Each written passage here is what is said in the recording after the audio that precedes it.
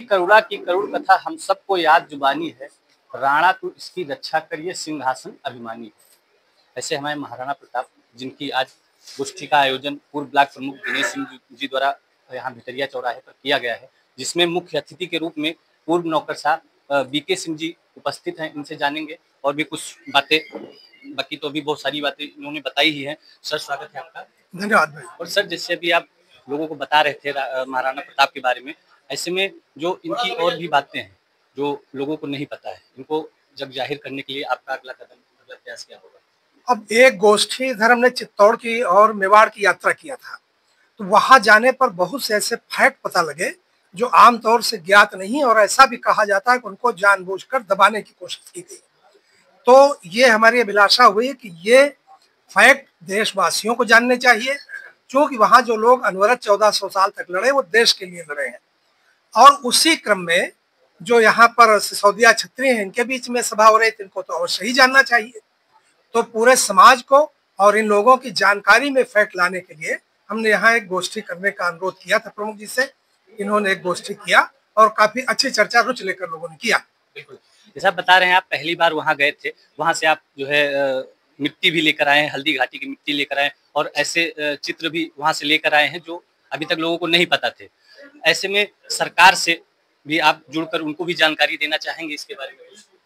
अब सरकार का ध्यानाकर्षण करने की कोशिश की जा सकती है, लेकिन इतना 35 साल से अधिक सरकारी सेवा किया मैंने, यूनियन का काम भी किया, तो हमारा ध्यान ये है कि जो सामाजिक आंदोलन होता है वो सफल अधिक होता है। सरकार के सामने बहुत सी कंस्ट्रेंट होती हैं, बड़ी बाधाएं होती हैं, तो वो उस गति से चीज को डेवलप नहीं कर सकती जिस गति से समाज डेवलप कर सकता है।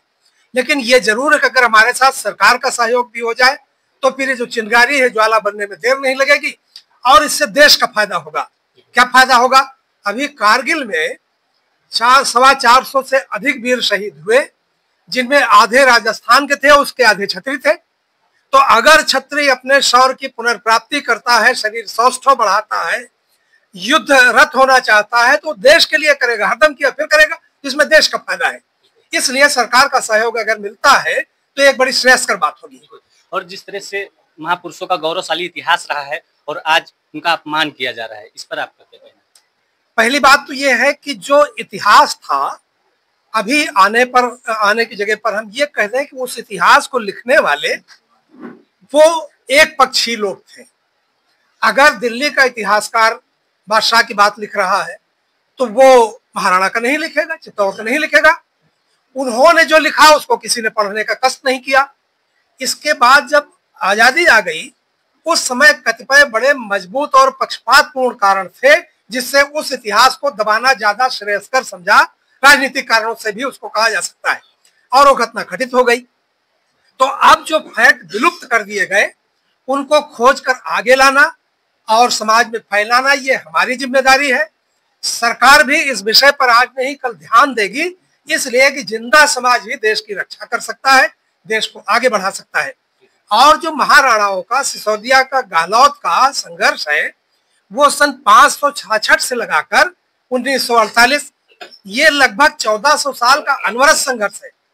और इतना अनवरत संघर्ष और श्रृंखला केवल जापान के राजा की मौजूद, बाकी मौजूद नहीं है। दूसरा, वहां के कई युद्धों को दुनिया में उदाहरणात्मक युद्ध माना गया।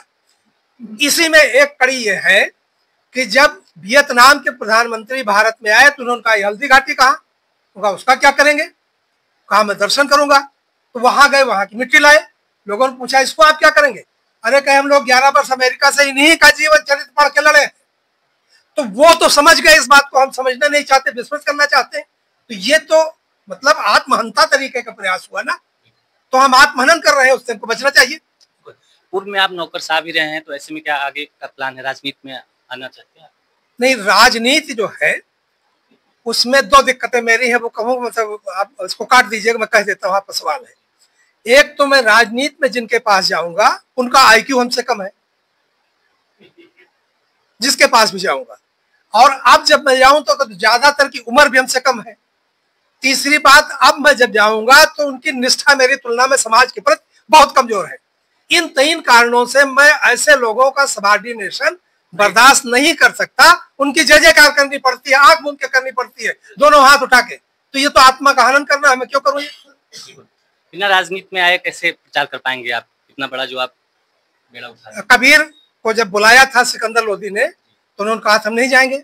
आपको सुनी है बात आपने कि नहीं? फिर उसने कहा था कि आपका तो जीवन खत्म कर दिया जाएगा, उनका जीवन नहीं खत्म कर पाया। और सिकंदर लोदी को इतिहास नहीं बचा पाया। मैं आज नाम ले रहा हूँ, जुगों बाद किसी ने लिया होगा, और कबीर के दोहा हर गांव में पढ़े जाते हैं।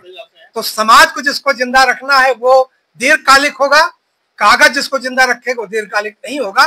तो इसको सामाजिक आंदोलन की तरह बढ़ाया जाए, ये ज्यादा श्रेयस्कर होगा। सर एक आखिरी सवाल है, आपने अभी बोला कि आजादी के बाद 5 शिक्षा मंत्री मुस्लिम हुए, इसलिए इतिहास से छेड़छाड़ की गई।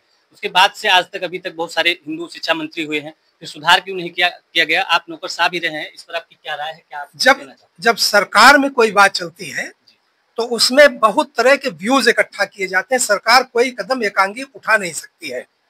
उसके बाद उन व्यूज के बीच में उसका आगे पीछे का क्या प्रभाव होगा, इसका बहुत गहन अध्ययन किया जाता है।